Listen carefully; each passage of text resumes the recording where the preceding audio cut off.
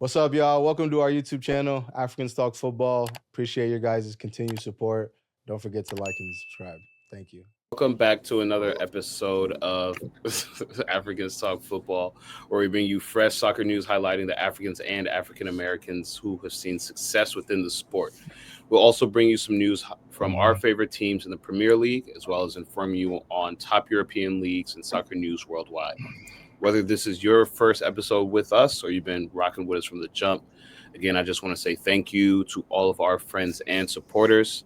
Again, my name's Cornelius, and I'm joined by my boys and fellow co-hosts. Gabriel, how you feeling tonight? I feel great. How you feeling? What's happening, man? How you doing, Mike? Yeah, I'm doing well. Cornelius, man, how you feeling? I'm blessed and honored to be sitting with y'all here tonight. Just want to start off by saying Happy Black History Month to my brothers here. It's February. It's February 2nd as we sit here recording, but it's been a good week. It's been very chill on my end. It's been a crazy, crazy sports week. First and foremost, I know this is Africans Talk Football. We want to talk soccer, but take the first couple of minutes to shout out the Philadelphia Eagles and the Kansas City Chiefs, who will be playing in the Super Bowl next Sunday, down in New Orleans. It's gonna be a banger. I feel like this is one of the matchups that we kind of wanted to see. There's some history here. Obviously, the Kelsey Bowl was a few years past, having Jason Kelsey on the Eagles, Travis Kelsey on the Chiefs, them being brothers growing up here in Cleveland Heights, and then playing the Super Bowl. And then now it's going to be a repeat. Some of the same members of the team. We'll see Jalen Hurts again. We'll see Patrick Mahomes. Just what do y'all think going into that matchup? Chiefs gonna win. It's hard to bet against a serial winner like that. So, if they get Tom Brady, then so be it. But I just don't see him losing. I see him winning. It'll be a good game. I'm with Gabriel. I think I would love to see the Eagles win. They've had a fantastic season. Probably in recent years, the best offseason move in acquiring Saquon Barkley and then having a MVP candidate type of season. So, but what's funny is in this Chiefs run, I feel like this is, and no disrespect to their team now, but I feel like this has probably been like the weakest team that they've had. Like the fact that they've gotten this far this season. If you followed the season, like they're winning on blocked field goal kicks at the end of the game. But yeah, man, greatness is definitely with Mahomes and Kelsey. But yeah, I'd love to see the Eagles win, but I think the Chiefs win. Yeah, I think I'll go Eagles. I think Eagles take this one. The way they run the ball, I don't think Kansas City can stop them. Eagles for me. What do you think, Cornelius? Honestly, on paper, I think the Eagles are a better team. I would think the defenses are about even, but when you look at just like the skill players, you're looking at a better running back on the Eagles. You're looking at a couple better receivers on the Eagles and Devontae Smith and A.J. Brown. But I think Patrick Mahomes, Kelsey, they just got that magic, bro. They're going for a three-peat. We know what Andy Reid has done in the Super Bowl. It's just hard to bet against the Chiefs. So I got to go with the hometown boy. Shout out Travis Kelsey. But yeah, we got to go. I think I'm going to go with the Chiefs, man. I think it'll be close. I think it'll be another close one. It'll be like the last Super Bowl. I think it was like it came down to a field goal or something, I believe. So it's going to be one of those close games. But yeah, I got the Chiefs, bro. Can't hold you. I got the Chiefs. But, next Sunday, we'll have a whole bunch leading up to that game. Chiefs versus Eagles. Shout out to both of those teams. But January has come to an end, and the transfer window here will be ending on Monday after the Chelsea versus West Ham match, 3 p.m. But for now, right now, we are sitting in the last 24 hours of this crazy window. It's kind of been calm, to be honest. But before we hop into the Premier League and the soccer transfer window, I want to talk about the NBA transfer. We just had a crazy trade last night. The Lakers and Mavericks, for my people out there in Africa, we coming to talk basketball for just like 5 minutes. But Los Angeles Lakers, Dallas Mavericks, and Utah Jazz went and did a three-team trade where the Lakers got Luka Doncic, Maxi Kleber, Markieff Morris. Mavs get AD, Anthony Davis, Max Christie, and one of the Lakers' first-round picks for 2029. And then the Jazz get Jalen Hood Shafino, who I believe was on the Lakers' 2025 second-round pick from the Clips, and a Mavericks 2025 second round. Damn, I missed that one. The Yeah. Jazz. We Yeah, said so the Jazz ended up getting Jalen Hood Shafino from the Lakers, and then a couple picks in 2025 draft, second round picks. So I don't know if y'all heard. Probably if you didn't hear, I don't know where you've been for the last 24 hours, but this honestly is crazy. I was coming back from a birthday party last night. Shout out to KK. I was with my buddy Kalen, Liverpool fan, and I dropped him off at his house probably around like midnight, 12:30, and I look at my phone and it was blowing up, and I'm like, "Yo, who's texting me at 12:30, 1 o'clock on a Saturday night like this? Like, what happened?" And it was three different group chats all talking about this trade, and it was nuts because for 30 minutes you're driving and you don't look at your phone, and this trade happens, and immediately we go to ESPN and we're looking and we're trying to figure out what happened, because this is a crazy midseason trade. Personally, I feel like something must have happened, because why are the Mavs doing this midseason with a team that obviously went to the finals not too long ago and now was primed to possibly make another run?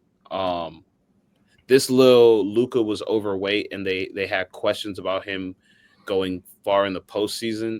I'm not buying it. I'm really not buying it at all.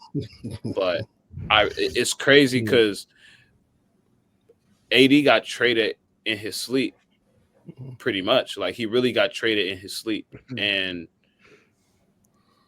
I saw a press conference with Jason Kidd. Jason Kidd looked perturbed today. He had to sit with the owner or he had to sit down and do a press conference today, and the entire 90-second clip just was stone faced, didn't want to look up, kind of like really confused, like, damn, I just lost my superstar. I just lost my guy mid-season right before the All-Star break, and now I have to try to go figure it out. First and foremost, what y'all think about the trade? How do y'all think the business was done? I don't want to spend way too much time on this, but it's kind of crazy. I do want to talk about it a little bit because you guys are the first people I can actually talk about this with. I think I'll give my 2 cents. I truly think that this is, if not the biggest, one of the biggest trades ever done ever in the NBA by far. To back up Salam's question, that's why I asked specifically Chelsea, because I was like, if we talk of trades ever, this is the biggest trade I've ever seen in my entire life. Yeah, this just blew up the league. Yeah, people didn't know if it was real or if it was fake for hours. It's for a little bit, but the whole issue with Luka was that they said that defense wins championships, and that's what the coach said.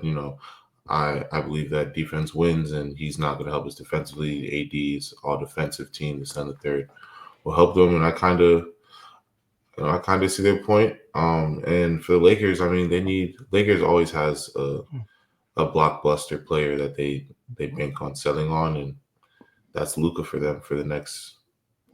Hopefully, 8-10 years after LeBron. That's their next, like, I'm not going to say their next LeBron, but in terms of a superstar and being, box office, that's another box office player for them. So who won the trade? Low key, I feel like the Mavs, but yeah, it's crazy. I think I think I'm still kind of shocked by it. It's something that we rarely see, especially in the middle of the season. It's something if it happens in the summer, it is what it is. But usually in the winter, we don't see crazy trades like this, especially between like superstars, like all NBA players, players who have been to the final. This is one of the. I think this is probably the biggest trade in the winter ever. But yeah, crazy time. Yeah, I mean, to me, I personally think both sides got exactly what they needed. That are going to be beneficial to both sides. Um, if you think about it, the Mavericks have had what 2 point guards. They've been playing this 2 point guard system for a while now. Now you have a big man and Kyrie. I think they're more balanced now, but Luca helps out the Lakers a lot. I mean, he's still what 27. He's still very young in sports terms, so he has a little bit more years for him to at least the Lakers have a little bit more years to get out of him. But I like Luca and LeBron together, man. Now you got to go find a decent big man, a Vucevic, somebody not too expensive, and they got a contender, man. I like the trade. Yeah, yeah. To Mike's point, I think that they both teams got what they kind of needed. I feel why the Mavs kind of got. I wouldn't say rid of him, but decided to move on from Luca because I mean he's missed a lot of games, and I feel like Yeah. there's a lot of uncertainty surrounding him about like potentially what he could be. Whereas you've kind of seen what Anthony Davis can do. Now, obviously, same thing with him. He has to stay healthy. But to your guys' point, or to Mike's point, I think that Dallas is definitely. I think they got better. Hmm. You got 1 point guard now. Um, AD gets to play the four now whenever he's healthy, and then you can rotate with Lively and Gafford. I think that they got a good thing going. And then, I mean, if you're concerned about someone, not I wouldn't say not being professional, but I guess that could use some help, in terms of maintaining their fitness. Who's a better person to learn from than LeBron? So Hmm. having him, tied up with LeBron could be good, and if they could get another piece, that'd be good. But hopefully they can get him somebody, man, because I don't know. They got Dorian Finney-Smith, and it's just like I just feel like they keep trying to play on LeBron, man. Like give him what he needs. Yeah, Like yeah, what exactly. you know what I'm saying? Like it just yeah, bro. But what do you think, Cornelius? Yeah, man. I have 2 points for one for each team because I think this is actually like a symbiotic trade, right? So on the Lakers side, I agree with Gabriel. They went and they got their blockbuster player. They went and they got someone that can learn from LeBron because I mean, if you look at it, Luca and LeBron are very, very similar. They're both ball dominant, high IQ, play Hmm. at their own speed, triple double machines. They can do everything, right? Just like you said, get Luca in shape, teach him how to lead a team and teach him how to take it, those extra steps in being a professional. He's 27, he's in his prime. Learning from LeBron at this time is going to be very dangerous for the league. It is. But for me, I think where the Lakers failed is why did you not go get a Gafford or a Lively when you know you're giving up AD? I agree. I think they need a big man. And Hmm. when you look over at Dallas, now they got three. They got AD, they got Gafford, and they got Lively. Knowing that AD is brittle, they went and they secured two backups, which they already Hmm. had. I think that's so smart on Dallas's side. And that's why I think Dallas won the trade a little bit. Because for me, on the Dallas side, I think they're in win now mode. You go and you They get are. AD, who's won a ring, paired up with Kyrie, who's won a ring, and also who's just coming back from going to the finals. So I when I look at this Dallas team, I'm like, nah, they're trying to win a ring right now because AD's old and he's brittle. Hmm. Kyrie is aging. I know he's young, he's in his younger 30s, but he's still getting older. And it's still Kyrie. He's had his injuries too. So when I look at Dallas, I'm like, this is a good trade for you guys. You get Kyrie off the books. Now he can't get that super max. You guys can figure out what you want to do with the cap. I don't really know the basketball cap like that, so I'm gonna leave that to people who know more than me. But as a little bit more than a casual NBA fan, as someone that's followed it since 2003 and has really been an NBA fan, specifically Cavs. But I'm looking at this like Dallas for me won the trade right now if everybody stays healthy. I think the Lakers long term did what they needed to do for LeBron's departure. but I also think they're not done because they need to go get a big. So it's crazy, bro. Like we're not even 24 hours in this trade yet, and this shakes up the entire league. Because I feel like, and shout out to KK because KK also said this last night. He says he feels like the league was waiting for this move to happen because obviously people on the inside probably knew there were some rumblings of this happening, right? So he thinks the league was waiting for this to happen. All-Star weekend's coming up, and then their trade deadline ends, promptly after that. So it's still a lot going on right now, which is kind of crazy. It's just nuts, bro. This is the biggest trade I've ever seen. This is probably what reporters would have been doing if that CP3 to Lakers trade went through. Yeah. You know what I'm saying? Like Mhm. this feels like one of those type where you're just like, oh, what? They let this what? So it's exciting. I can't wait to see what happens. And shout out to the Cavs. We just beat the Mavericks today. They're wounded, but hey, that got nothing to do with us. Still the best team in the league. Yep. All right, now moving to the Prem. What I feel like doing is just running through all of the January transfers that I have written down is a list. So just bear with me, and then we can talk about a few of the top ones here. So first, I have Denmark's center back Patrick Dorgu, 31 million going from Lecce to Manchester United. The deal is through June 2030. We got Austrian left back Kevin Danso going from Lens to Spurs. Spurs just needs all the help they get, so getting a left back is very imperative for them right now. We got Colombian striker John Duran going to Villa from Villa to Al Nassr over in Saudi.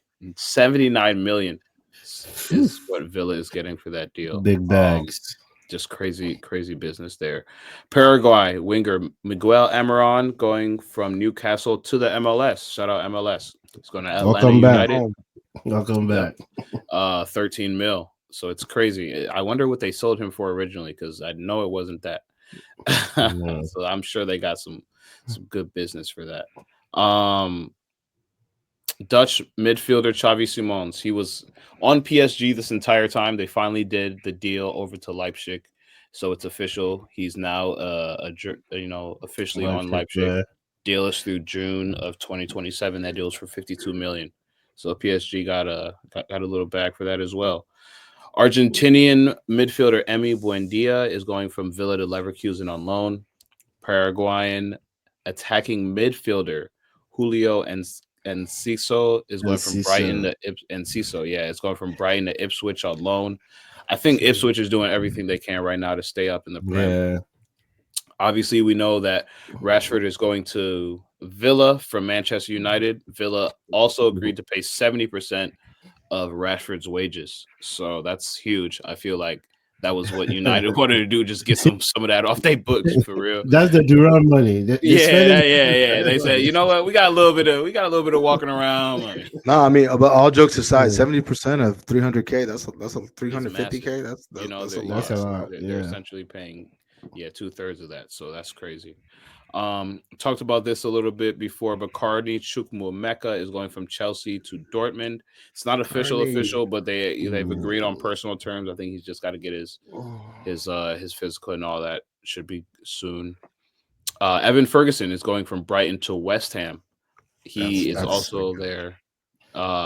It's not official, but they're figuring everything out. That should be done in the next 24 hours. Right before this, we started recording. We found out that Ben Chilwell will be going from Chelsea to Crystal Palace as well on loan. Shout out Chile. Y'all need to chill on Chile, but shout out Chile getting another little run.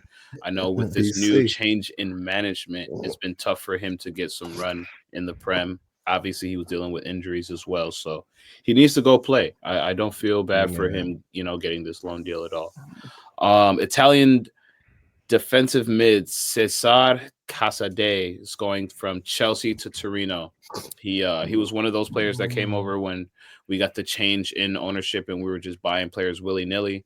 He was just one of those mids that never really got, his fair shot, through the change of managers. I mean, I think he had to go through 4 or 5 different managers, but he's going to Torino, back to Italy where he's from. 14 million deal.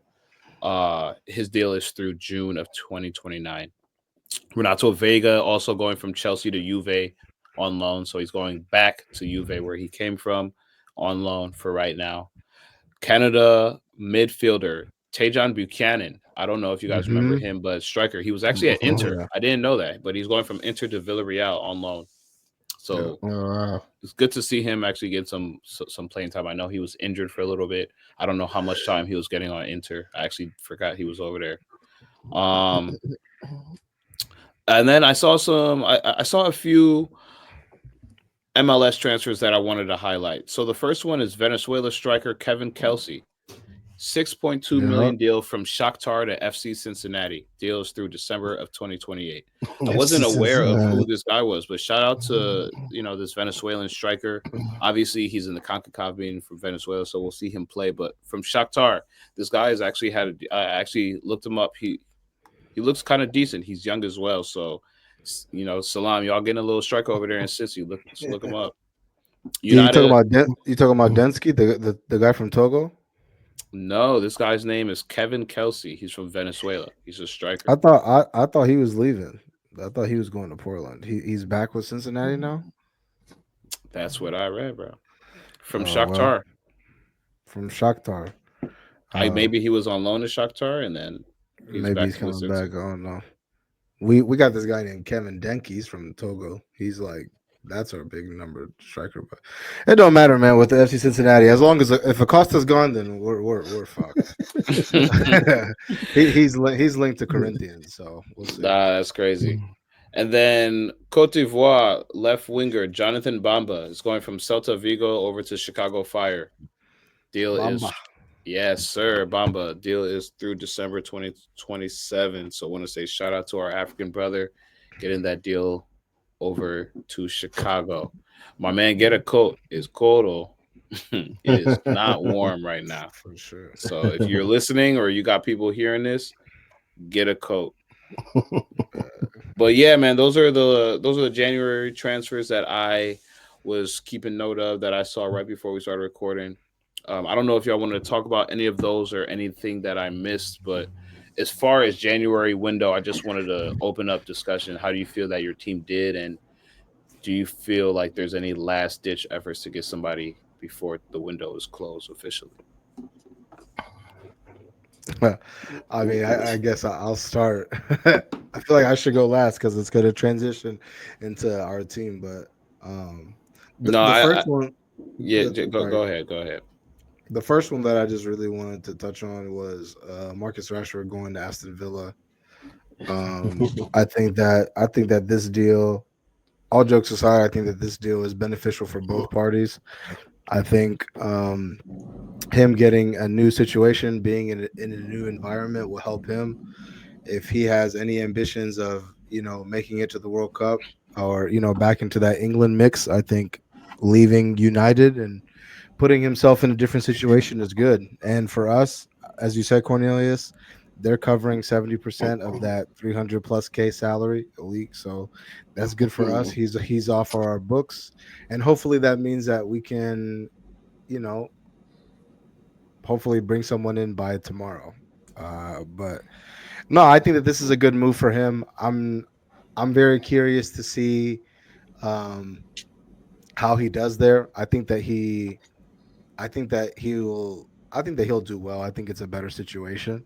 I think him Watkins, Ramsey and Rogers, I think that they um honestly push him because he's not really guaranteed like a starting spot. I mean, Ramsey's been playing off the left, but he's been playing well. So I don't see him like necessarily walking into the team, but I think he definitely adds a much needed depth, especially with uh what's his name? Duran leaving. So yeah, cheers to him. Hopefully it works out. And yeah, I guess I mean I don't have to worry about playing against him, but hopefully yeah, I mean hopefully it works out for them, man. Hopefully Unai can do something that other managers couldn't. Do you expect him back in the Manchester United mix after he's back? Absolutely not. No, I mean he has a 40 million, I think 40 million pounds what is it, buy clause.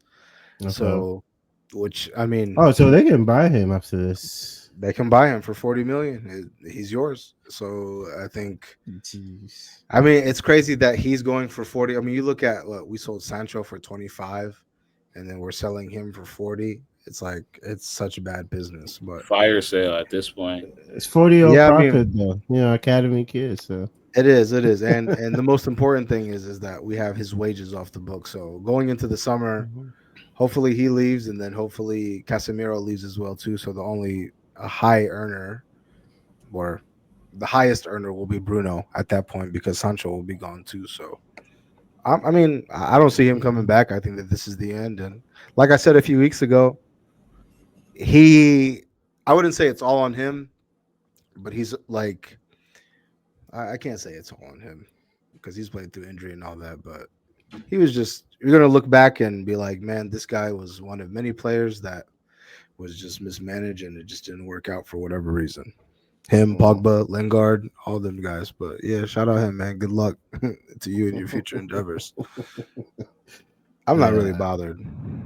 I I mean, think it's I don't know. I think personally, I think good move for both sides. Get it over with. Hey, when he was there and it was good, it worked out. You guys, had your moment, you had your time. Move on. It's over with. As for Rashford as the player, this is a good opportunity for him to start over. I think the situation at Manchester United. I mean, over the years, it's became too much, in my opinion.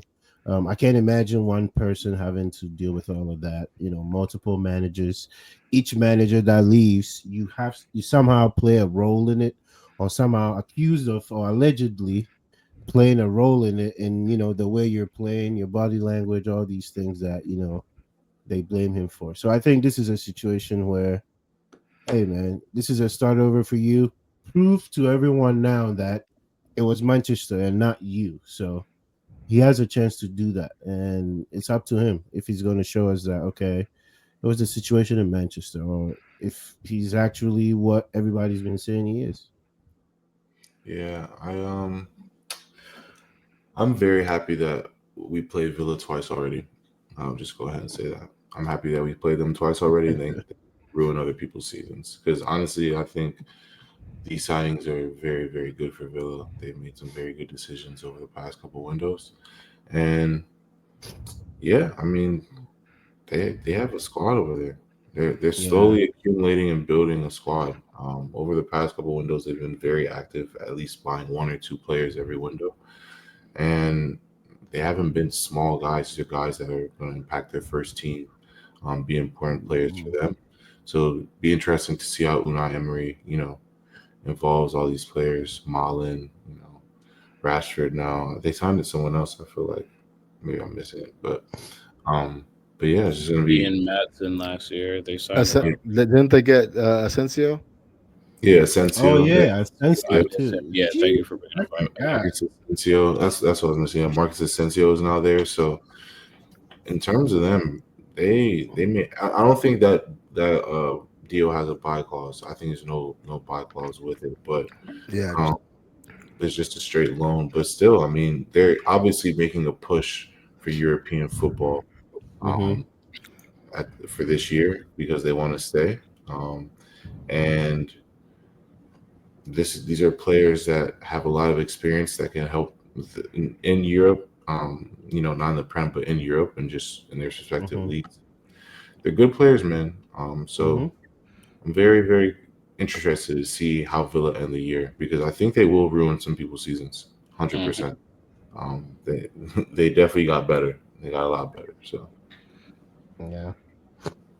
and also the one that surprised me, Buendia to what was that? Frank, not Leverkusen. Yeah, Leipzig. Is it Leipzig or Leverkusen? yeah, Yeah. Leverkusen. Yeah, Leverkusen. crazy, bro. That's nuts. I never Yeah. thought that. I mean, hey, shout out to him, bro. From Norwich to Philly. So, Yeah, Yeah. he really Moving up. he Yeah. yeah. yeah, he really had a yeah. And he didn't even play that much at Aston Villa. He got a little run in, but then had injury problems and stuff like Mm-hmm. that. And then now getting a move to Leverkusen, former champs of Bundesliga. Hey, man. Yeah. No, he's been Hmm. back with injuries. Not the former champs, the Yeah, current champs or the of current Yeah. champ. Yeah, Bundesliga. yeah. Yeah. No, I agree. I Crazy wanted, story, man. Shout out him. Hmm. yeah, I'm glad we kind of all talked about Villa because I wanted to say I feel like Villa's been the MVP of this January window. They've gotten players in and they've gotten players out, and that John Duran 79 million plus add-ons is going to go a very long way. Yeah. It's going to go an extremely long way. I mean, when you look at Villa, what they've done in the last 5 years, just in two players, they've gotten almost $200 million. When you look Yeah. at what they've done with Grealish. Grealish and now Duran, so Villa obviously has a vision. They have an idea of what they want to do. They got Unai Emery. They gave him the reins. They said, "Yo, go get the players you want." And now they're doing business. Like Gabriel said, they're getting players in. They're getting players out. They thank you for your service, but we're looking to get this European pedigree.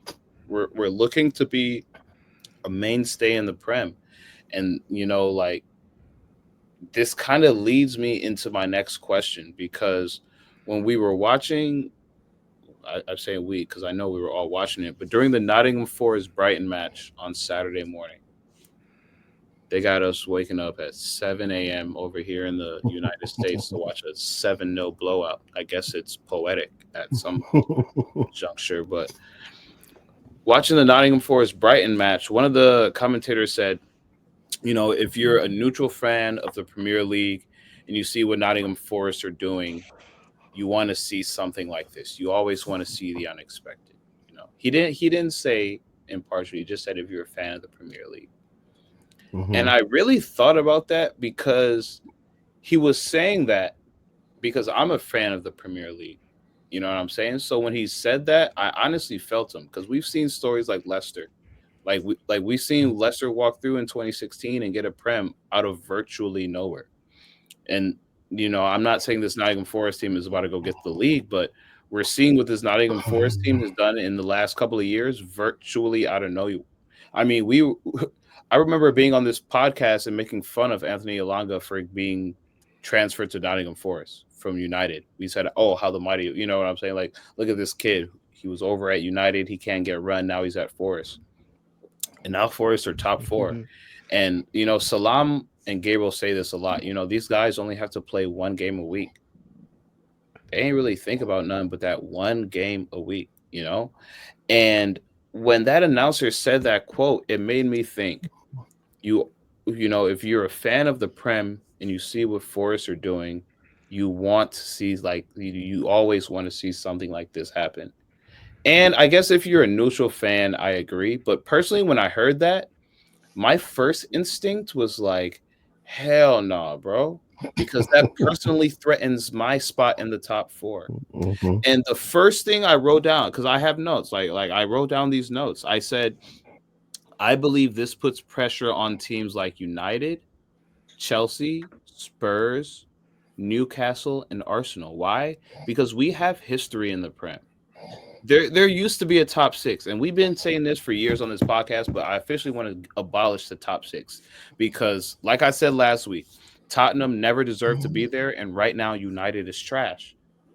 And even Chelsea, we don't necessarily deserve to be there either. So this whole top six thing has been dead for a couple of years now. It was a whole marketing ploy by the English to try and sell tickets, trying to make Tottenham a big team. Let's relax. But if you're seeing what Nottingham Forest is doing, a team like Arsenal, who's been second place the last 2 years, fan base can be looking like, yo, they're threatening they're Yeah. threatening our title charge. And although Forest fans don't believe they're going to win the league, they're sitting there like, yo, we Yeah. go get us some more money. We can go buy They got now the this money. puts pressure on teams like United, who for the last decade have not won the league. For the last decade have not won the league. And yeah, they've been winning trophies. Yeah, they've been winning trophies. So don't get me wrong. They've been winning trophies. But when you look at what's coveted is the Premier League. And when you see a team like Forest in second place, that puts pressure on teams like Chelsea. Because yeah, I know we went through a rebuild and but if we can see the rebuild Nottingham Forest did in 3 years, what is holding a Chelsea account like That was the first thing I thought of, bro. When that guy said, this is something you want to see. I said, yeah, if you're an impartial fan, but if you're a fan of a team in the Premier League, this puts pressure on Arsenal. This puts pressure on Chelsea. This puts pressure on Spurs. This puts pressure on Newcastle. But then on the flip side, this also gives confidence to a team like Bournemouth because they're looking at Forrest like, damn, Forrest can go run against anybody. So now maybe we can run against anybody. This team, this gives confidence to teams like Fulham who are like, yo, we can go run against these niggas. We just beat Bournemouth. You know, Yeah, like this yeah, gives confidence to a lot of teams, and it also puts pressure on a lot of teams. And I don't know why that was my first thought, but I just wanted to get your thought on that specific take because I'm looking at it now like we've been saying this, and I'll end it here. I'll end my point. We've been talking about how the league's been getting more competitive for the last couple of years, but now when you look at it, bro, this puts a pressure on our yeah, team. This top four yeah, thing, and I'm glad they expanded Europe to now have a conference league because you know we're in it right now, so we don't appreciate the conference league at all.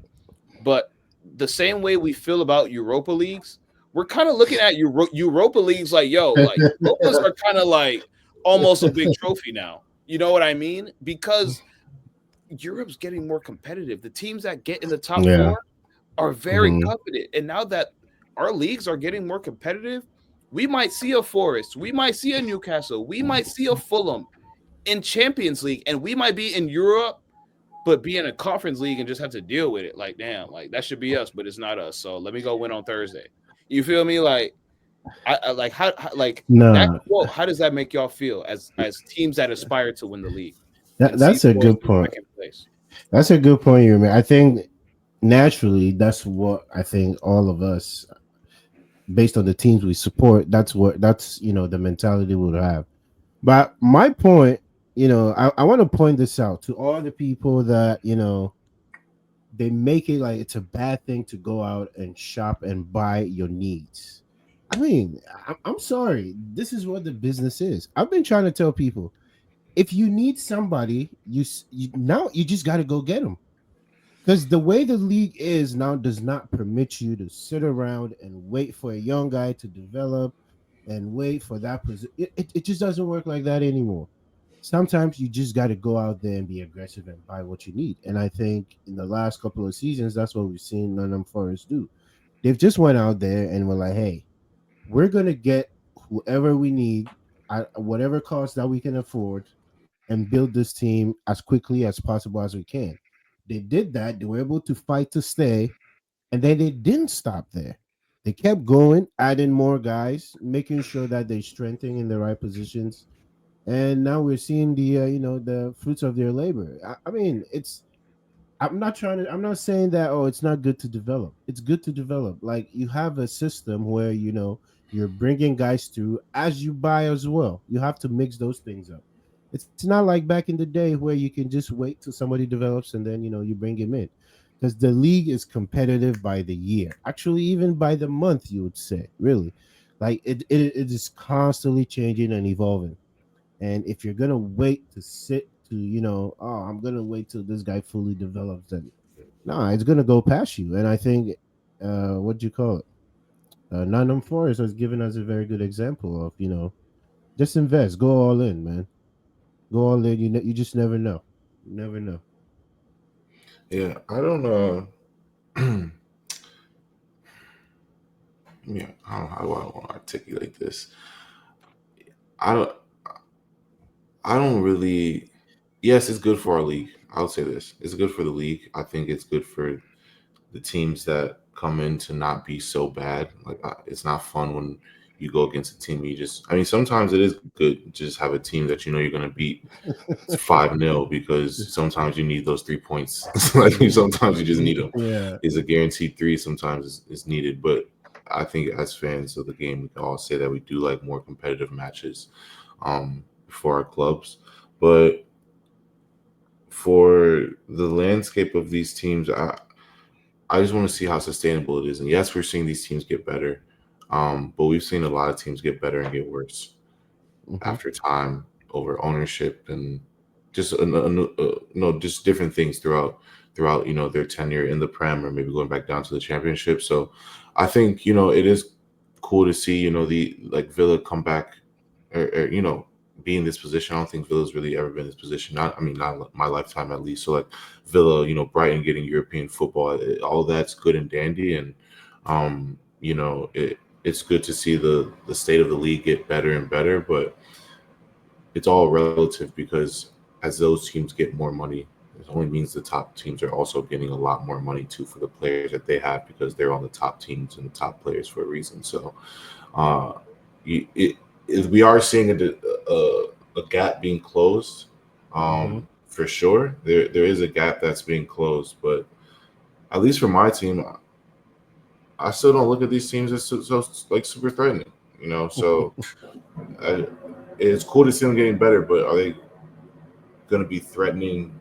Are they threatening my team's position right now? I guess in a sense, yes, with Nottingham Forest, but will they continue to do that for the next 2 to 3 seasons? Are they built like that? Is their manager just going to have a one and done? Like Mm. we've seen it happen for one season. Newcastle, Yeah. Hmm. Brighton, we Villa last year. We've seen it happen for one season, but now it's can you maintain and sustain? And Yeah. I haven't seen any of those teams. Villa's probably the first team I've seen that's somewhat trying to maintain and sustain at this point. They're making signings. They're still in that race currently right now. Newcastle's another team. Yeah, last year they fell off injuries, but they're trying to maintain and sustain. So they're in that's the phase that they're in right now. And if they can, then they might become one of the top teams in the league. Then they might. Yeah. I know you want to say abolish the top six, but then now they might. If we're going to talk about a top six, if we make another top six, then yeah, these teams might be in it. The Spurs might not be in the top six. It might be a Villa. You know what I mean? If they're able to maintain, sustain top four consistently, and be able to bring in top players, then yes. But for right now, I don't feel too threatened. That's my answer. Yeah, I think those are all good points. I think that there's just a lot more emphasis on getting one of those European spots, whether it be the top four or Europa League or the Conference League, because you get money for that. You know, Yeah. that's Hmm. that's you make Champions League, boom, 50 to 60 million, depending on who you are and what you owe. I mean, that's a player nowadays. Just Hmm. for Real just shit. yeah, just for qualifying for Champions League, you get a player on top of everything else you were going to do. So yeah, I mean, I think even yeah, we don't recognize the Europa League and now the Conference League as big as trophies as the Champions League, obviously. But hey, man, the way that the league is set up now, I Yeah. mean, shit, Eh, bro. Europa but- League, even Europa League is like that's why I think Newcastle and Aston Villa, those two teams, maybe Nottingham Forest, those three teams actually have history, and I Mhm. think that they've actually seen success. I would say more recent success than these other teams. To be very honest with you, I think Bournemouth is in the middle of a great moment. I Mhm. think I think Bournemouth have two or three players that probably by the end of the season I don't think will be there. Um, so Right. it's going to be hard for you to, especially if you don't have Europe. How do you reinvest in that when the teams Yeah. on top of you are in Europe? And regardless of if you're playing in the Conference League or in Champions League, that's 60 to 70 million that you get. Like that, that is how No, you but like you sustain. said though, this money they get from these European competition for a Bournemouth, that's a bag That's for a them, lot. right? That's a lot. Yeah, Exactly. yeah, yeah. Because they're Exactly. not going. Because they're not going to just go after one person. They're gonna. Mhm. Mhm. They're gonna break that up and be like, well, we could probably get three or four guys, maybe a loan Yeah. option, And it's funny maybe because back. they get that bag and yeah, you're right because they don't go for just one guy. Like their Mhm. mentality has always been to go for a certain tier of player that aren't Mhm. within a certain range because they've never had hundreds of millions Yeah, Exactly. of yeah. dollars to go and play with. We're just gonna get more of what we have or what we need, and we don't really need to go. You know, we don't really need to go crazy because at the end of the day, look at Brighton. You know what I'm saying? Like who needs European football when every year people are offering us 90 million for one player? Like, who doesn't, you know what I'm saying? So yeah, I mean, I would say Villa, to me, Villa and Newcastle are Mm-hmm. the two teams where I'm like, if I was a Spurs, if I was a United, Yeah. um, I would even say Chelsea, but I feel like you guys are kind of like, at least from the way things are looking now, I feel like there's the teams that are competing for the top four, which is I'd say Arsenal, City, Liverpool. That fourth spot is, I don't know. You guys are kind of in that spot, but I Mhm. also wouldn't see if you guys. I also wouldn't be surprised if you're in that Europa League spot.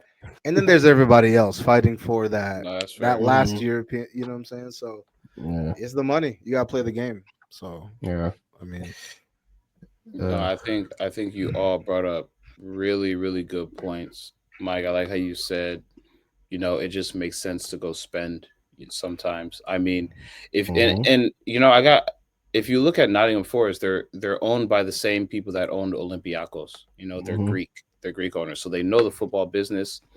They know what they had to do. They got promoted. They spent a little bit on a whole bunch of players that will fill some holes. They ended up staying they're promoted and then European, just bro. Yeah. and then just built from there. You know what I'm saying? I mean, you even look at Newcastle, Saudi. They went and spent a Yeah. whole bunch on a few little players that will keep them getting promoted, Mhm. and then they got that European berth. Like you said, got Cornelius, injuries. where are those owners from? What are they Saudi, not? Saudi. They're Saudi. not what they're not American. what They're not exactly. American or Yeah, British. They're exactly, not American or exactly. British. Yeah, exactly. That's the whole problem, man. And Uh, this is a whole nother conversation, but that's why the MLS will never be, what they want it to be. Even though there's news now, I don't know if you guys heard, the MLS is trying to adapt the Promotion, European. relegation. No, no, no, no, the European structure, the calendar, so that it's working toward, Man, ain't nobody you know, worried about that. Go get. All right. stepping towards, the requirements of like the top league, so uh-huh. that Any. their calendars are all aligned Yeah, with it. yeah. No, I know what they trying to do. They want that club world club. Anyway, Yeah. no, yeah. So no, Mike, I like what you said about that, Gabriel. I like how you brought up my team's not threatened because at the end of the day, I feel like we do need to bring back the the the top club pedigree. Because Mhm. as much as I do like the Big Six idea, Salam, I think there's always been top four. There's been the bottom four because you're the bottom three or almost close to it, and then there's Mhm. everybody else. And now that we've added more European pedigree, Salam, I agree. I think now that, and like I said, we're so in it that 50 years from now, when we're telling our grandkids that we remember the first conference Mhm. league and that Jose Mourinho won it because he was a Chelsea manager and I was rooting for them. When That's we're such telling a our good. grandkids these stories, they won't care that a conference league sucks because they won't know that. They'll only know a Yeah. conference league as League. a You're right. European title Another because there European will be spot. 50 Mhm. more European conference leagues scattered amongst our teams. I can guarantee you we all Yeah, gonna get one of Yeah. them. We probably Yeah. going I Chelsea mean gonna get one this year. Like, you know what I'm saying? that's Like, that's how Yasser feels about the Carabao Cup.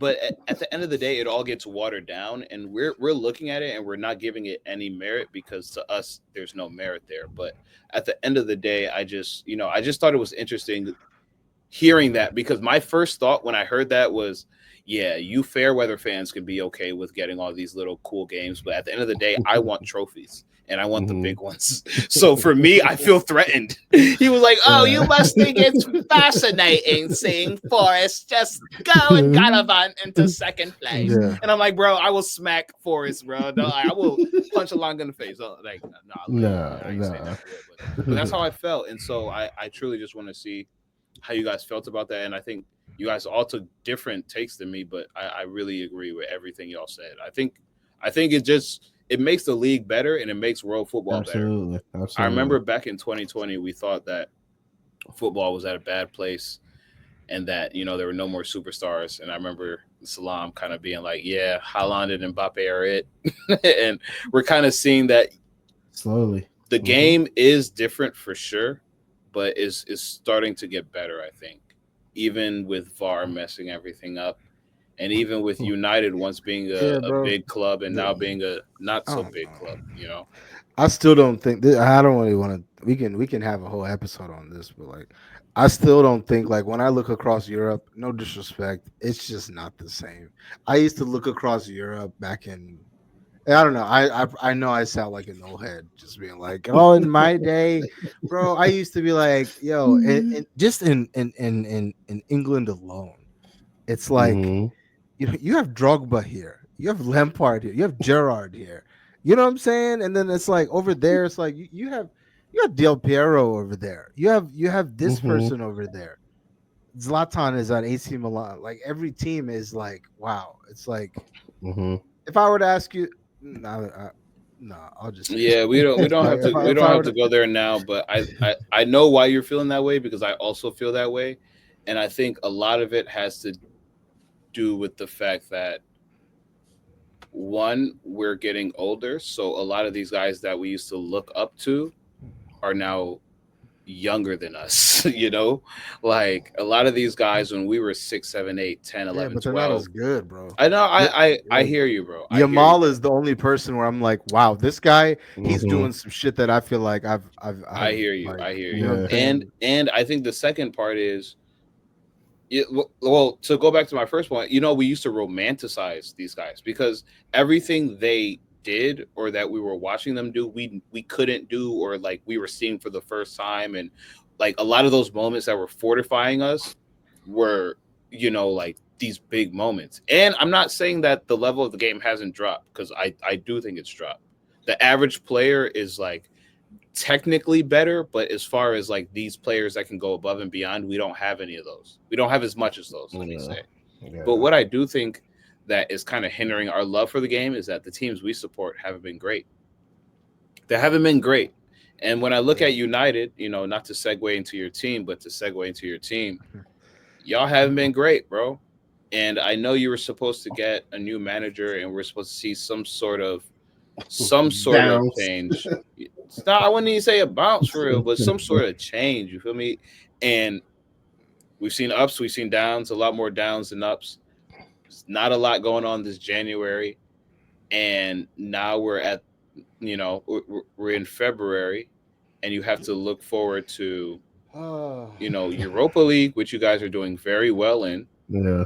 but you know, let me I see. just staying afloat in the Prem at this point, and you Flood know, is an understatement. yeah, yeah.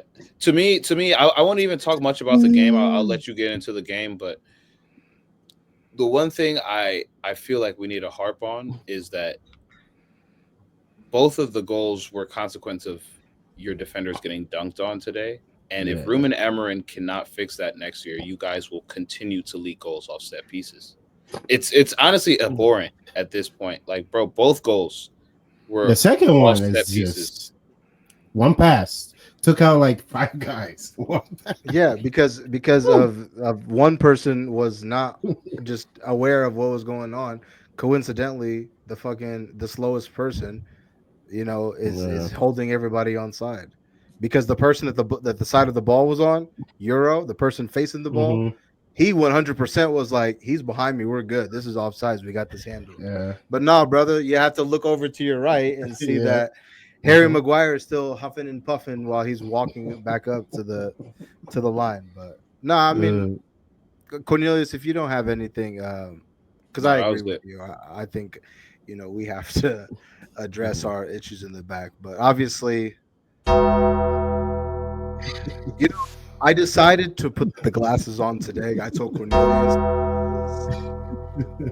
I be forgetting it. It should be going twice. but but today I wore the glasses because I really wanted to have, a real conversation. This is Mm. no this is this is no this is no bullshit. This is no agenda.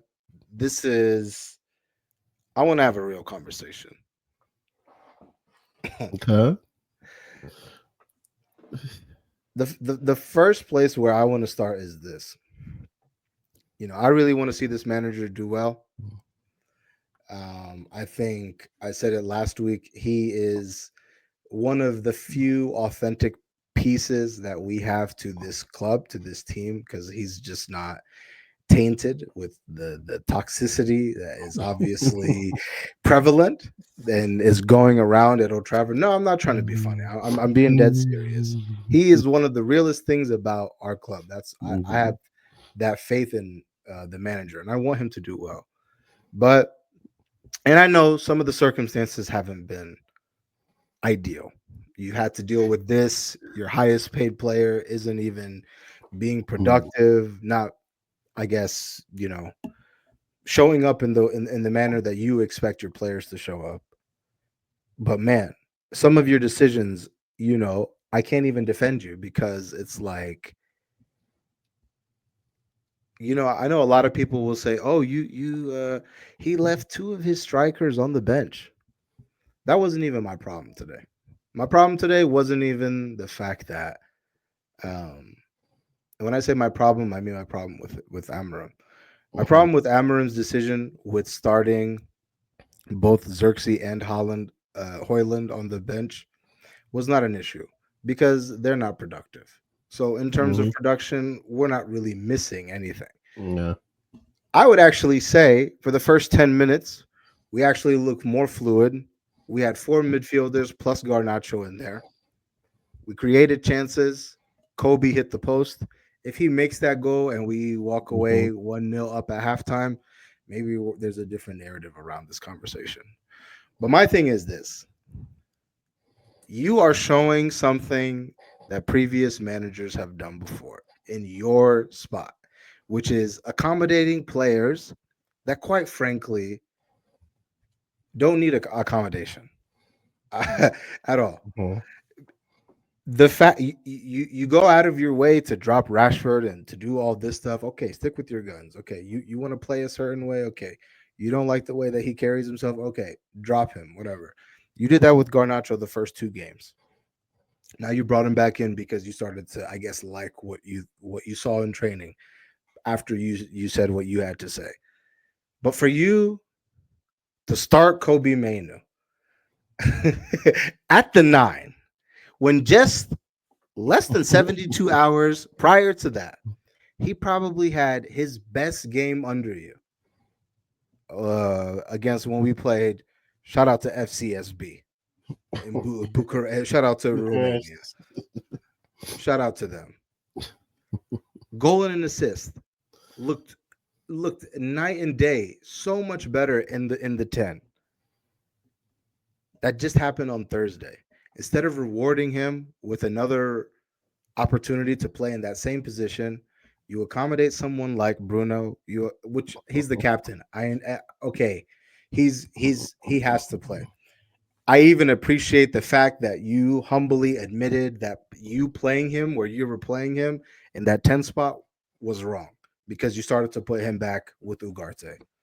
Now the God. problem now the problem is both of our holding midfielders don't know what to do with the ball when they get the ball, but they run around. So at least we have some legs in there.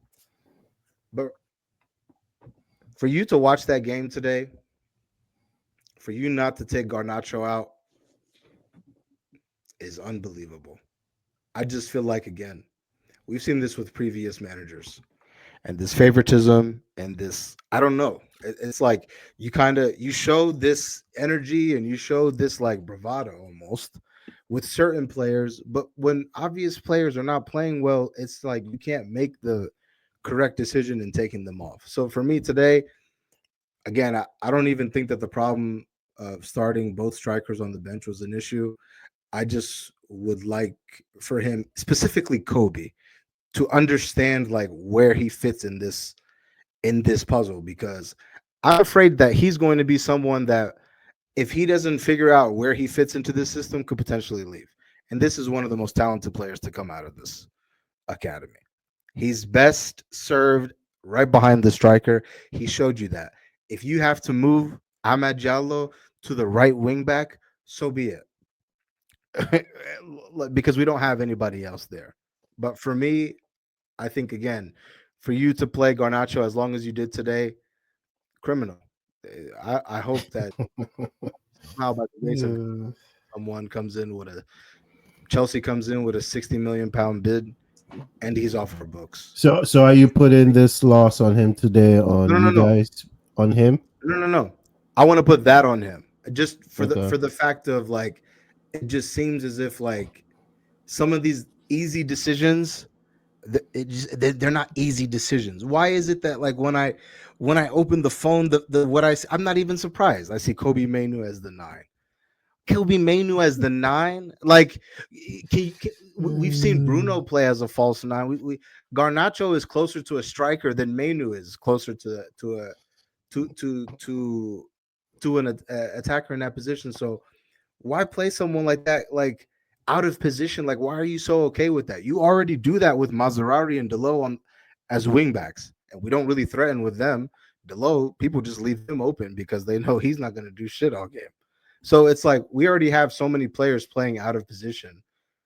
Why in certain positions can't you just work with what has been working? It But I literally worked mean, 2 games ago. he I'm said not it gonna blame himself. everything. You know Yeah, go ahead. What'd you that say? he said it himself. He's gonna play the guys that he thinks are giving him the effort and all these things he needs. Do you think the fact that he's been playing some of these guys in these positions, just merely off of that, it's like, okay, hey, I don't have any other options. These guys have been proving to me that they Mike, can yeah, yeah, handle it, yeah. I even though agree they're with not that. playing at the high level. I agree with that, but I'm just saying, even with the lineup, I'm not even saying change anything that you had today. I'm just saying move certain pieces around. Like, how can I Mhm. see in my house in Ohio, Cincinnati, that like this person can't play in this position? Shout Like, out play. Mhm. Cincinnati. You Shout know out. what I'm saying? Uh-huh. Like, why can't you just play? I'm at in this team. Yes, I wish we had two of them, but he can't play as a 10 because we don't really have a right wing back. He has to play there. He has to play there, which frees up a role behind the striker. Why can't Manu play there? But no, you keep messing around with Garnacho, another person. Imagine a midfielder who's still dribbling with their head down. You can't distribute. You can't do nothing. You just stand out on the wing. Yeah. Like, Yeah. Garnacho did absolutely nothing today, and Nah, Yeah. so it's Salam. not just on him. I want Go Mike ahead. and Gabriel to get their comments in, but I'll let them get their questions in. But to close, I want you to think about, so now that we've been here, Ruben Amorim's had his honeymoon phase. How do you want to see him close out? It's week 24. We have what, 14 matches left. It's I the just last third. It's the last third of the season. So Mike, Gabriel, did y'all have anything y'all want to say about the No, I matchup? I mean, already asked him. I let me just say this before they go. Let me just say this before they go, and then you guys can have at it. That was just my piece with him. I also just wanted to say, obviously, Lissandro looks like he's going to be out for a very long time. But to be Yeah. very honest with you, based off of what I've been seeing, I don't think our best back three even consists of him in it. Hmm. So, quite frankly, I think our best back three is Maserati needs to go back there, especially with Lissandro being out because he's the only one that can play out of the back. But I think him, Dillett, and Euro need to be playing back there. Euro, I really like Euro, but he's had a rough start, and it's like we need you to hit the ground running because we don't have anybody else. Quite Yeah. frankly, you just have to be stronger. The fact that you don't win the first ball on the first goal, yes or not, like, come on, like you have to be better there. So I'm not really gonna harp too much on him, but his start in a Man United shirt hasn't been great, and part of all of it, I wouldn't say is his fault. But Yeah. and then, I mean, obviously Maguire holds us on sides, and we can see the second goals. We're down 2-0. So for me, it's very simple. We need to bring more players in. Hopefully, Dorgu can come in and give us a spark. And on that left hand side, because um, I don't really know much about him, but I think that he's gonna help us bring a little bit more balance. But and hopefully that leads to creating chances on goal I because we need hope scoring. so. Mhm. yeah, it just brings me back to my point. And I've been making this for a couple of weeks. It's like we've given this guy. This guy's had how much time now? It's been 2 months or so, right? A month Yeah. and a half or so, 2 months. And I understand, you have a system that you want to play. It's different for the team. They want to, he has something that he's not going to change, right? That's cool. That's fine. You're trying to implement your ideas. You're trying to figure it out. For me, it doesn't take this long to figure it out. It's just that simple. And the decisions that he makes, like for example today, where he puts Mainu at the 9, it's like putting Zinchenko at the 9. It's like I personally just don't understand. I understand the position that you're in. I understand you need to get results. I understand that you have time. Time is on your side, yes. Mm-hmm. But we've seen managers come into teams with not the personnel that you have, not the on paper the guys that you have, not as talented players. And regardless of if they're trying things or not, they get results. Like they're able to produce results, whether it's a couple wins here, a couple things here, a couple whatever. They're able to get results. Everton, pure example. They've been getting results the past couple weeks. Crystal Palace, when they got their manager, they've been getting results. Wolves, when they got their manager, they've been getting results. How is it that Manchester United somehow can't get results? That's where my question goes for him. Why can't you get results when on paper you have 60 million, 70 million, 50 million, 40 million dollar guys? And I'm not even talking necessarily about Rasmus and Xerxes. Bro, you're starting 11 today is good enough to go and get a result. Why aren't you guys getting results? And to me that I falls hear on, you, and no, bro. and for me that falls on the manager, bro, because we've seen managers come in week after week. Moyes just started.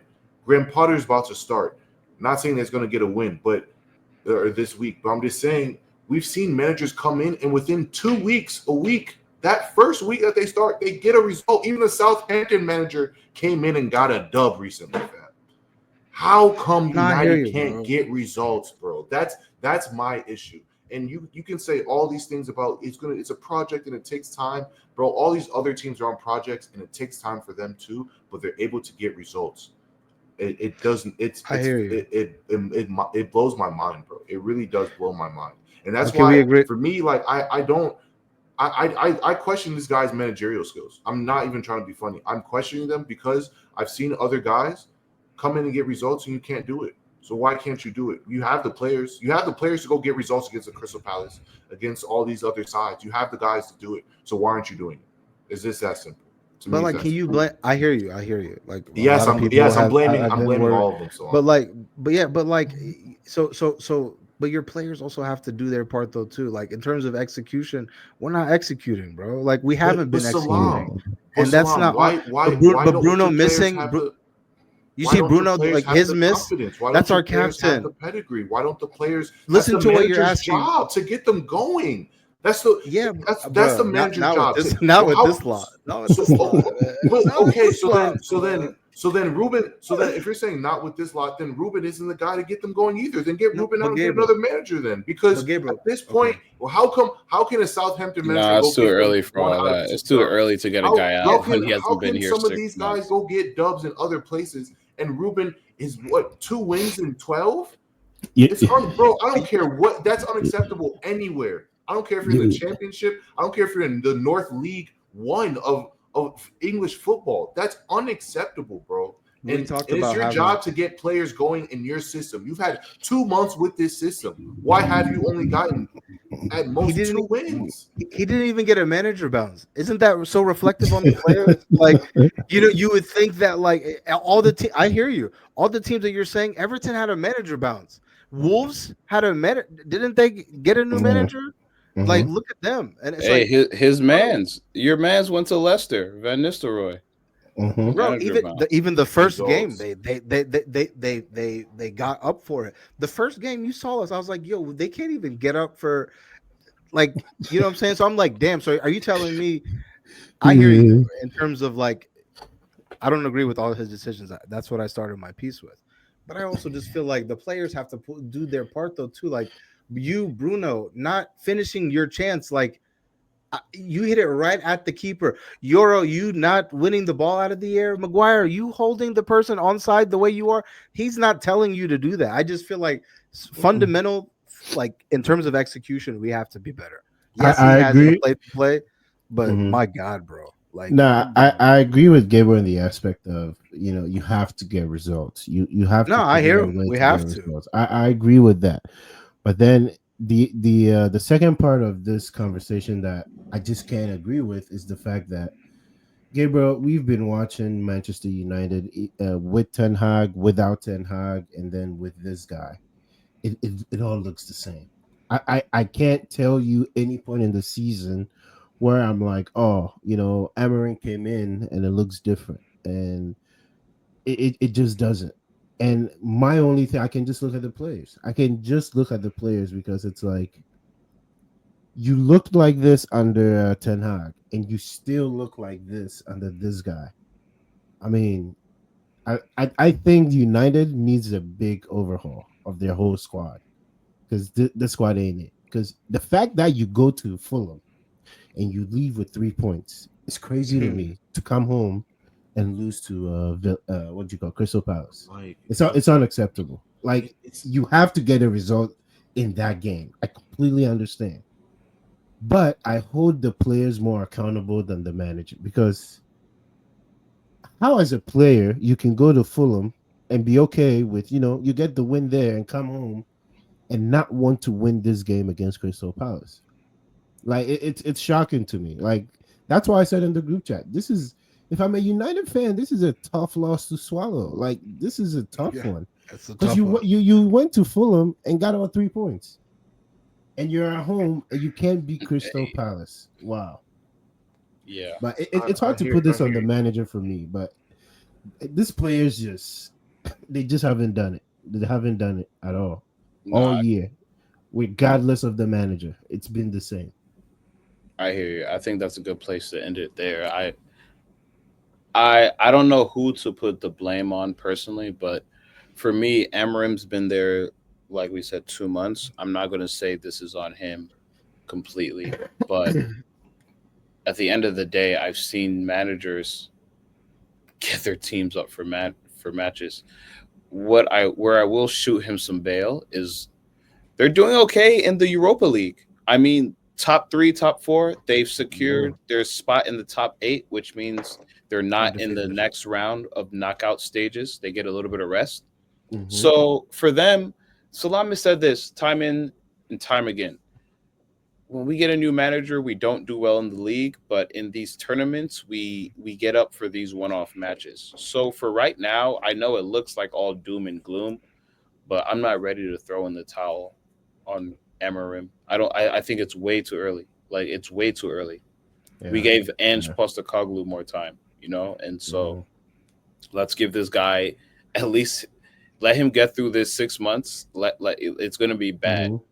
They might end up in 16th place. As long as they don't get relegated, they be all right. They'll be Yeah. starting at zero, next August. So for me, I think they're going to be fine as long as they can manage to, continue to win games. I think that's the biggest thing. And if Yeah. they can bring home a trophy, which they ended up doing last year, I think they'll be okay, bro. United isn't one of those places where just don't get relegated. You guys are going to go through your battles. But They have time right now on their side. I mean, nobody's You know, but expecting them to. you, Nobody's expecting them to win the league. yeah, Like, you know the like telling that's the honestly. telling part. I just heard it even when I was saying, no pun intended. You know what the telling part is the fact that I walked away from this loss today, and Nathan. obviously, like I was all, obviously I was salty about the loss, Nathan. but for us to be linked with the striker we were linked with, Tell, and then for it to come out right after the game that we Matthias. all deals are off, negotiations are Matthias. off. Like I don't know. The manager's screaming that he's obviously showing you that he needs support on the pitch with new players, and it's just I still think that it's absolutely ridiculous that we're sitting here with the deadline tomorrow, and the only person that we've brought in is a left back that I don't even know. I don't even know who this kid is. He's a young kid, but it's like I don't know, bro. You literally took this manager out of his position where he was at his club. You took him out of his spot with the intentions of like we're going to help, obviously. you bring in players, and it's like, how are we in this position, man? Jim Yeah, Ratcliffe, like, this is why I didn't want this guy in here, but I don't know. here we are. Here we are. The Saudi bag is different, man. The Saudi Saudi bag is No, Saudi I different. bag know. would the Saudi I bag would have wanted to hit feel different. Qatari. I wanted to feel Qatari. Yeah, I was gonna say, Uh, man.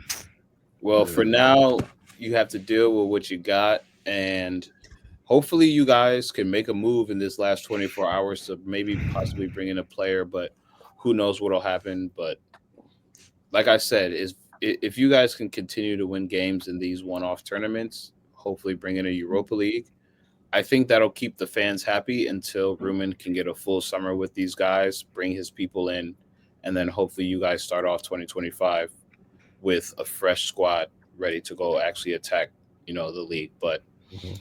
last week in my weekend recap, and I just wanted to shout out Omar, who commented. It seems like he's a Tottenham fan, but I just wanted to shout out Omar for commenting on our weekend recap. I said for the first time since Arsenal began challenging for the Prem, they've seen multiple injuries and they've seen some controversial red cards, which, those red cards have been happening over the last couple of seasons. But I said they've been able to piece it together and continue to put together win after win after win without Saka. Can they continue to do this until he comes back? Obviously, you guys are not privy to our text group chat, but earlier today, Gabriel sent us an IG where he said Saka is walking thirsty. Yeah. He said Saka's walking. That's great. You know what's even better? Winning in the league, bro. Yeah, This man. 5-1, I'm not gonna hold you. This 5-1 win against City is a statement to everyone in the league. It is. And It and I is. didn't say it in the group chat. I didn't say it before we started recording because I wanted to say it in real time. I last week you guys got that abhorrent red card. Ended up doing what you had to do to get to 3 points, right? Cool, Hmm. whatever. Great. This week you played City. Everybody's eyes were on this match. Everybody's eyes were on this match. This was the marquee match. You guys did what you had to do. I don't have anything more to say than that. I'll just let you go from there. This this is one of those things where you guys know that Liverpool have a game in hand. You guys are still 6 points behind them, but you guys are getting your points, and all I can say is kudos. I'll just give the floor to you at this point. Yeah. I'm a come Yeah, yeah. on, man. This has to be. Is it? Hey, Is this 2 years since we've heard this? it's been time. It's been time since we heard that song. Yeah, no. I think yeah, it's a statement win for sure. It was good to beat them. That's especially after last week getting the red card, but also their exciting signing of Omar Marmoush, and he looked lively in their first match. So they are looking for a spark for their season as well. And I think for us, this was this was needed for our title race hopes. But I think beyond the win and I'll get on the performances and beyond all of that stuff, I think this was more of like a this was more of a self-affirming win, in that Hmm. we we needed to we believe in ourselves, but we needed to see it actually come to fruition that we can go and beat a top team in any way. This was the first time, I think. Wow, I wouldn't say this is the first time in a couple years where I saw an Arsenal team that once we got comfortable, I could see us like, nah, we're not settling for 3 goals, and we want another one. Like even after the fourth goal, I'm not even trying to be funny. 'Cause I didn't really say much in the group chat all day. I really just let today be today and was going to talk after. After that fourth goal, I was like, bro, I feel like we're going to go score a fifth. Like that's personally how I felt, and I haven't felt like that in any match over the past couple years. A lot of the times it'll be, not, I would say not like that, but against the top side. A lot of times it would be, oh, we're just trying to protect this lead, and oh, we're trying to do Yeah. this, we're trying to do that. after 3-1, it was like, nah, let's go get another one. Let's do that.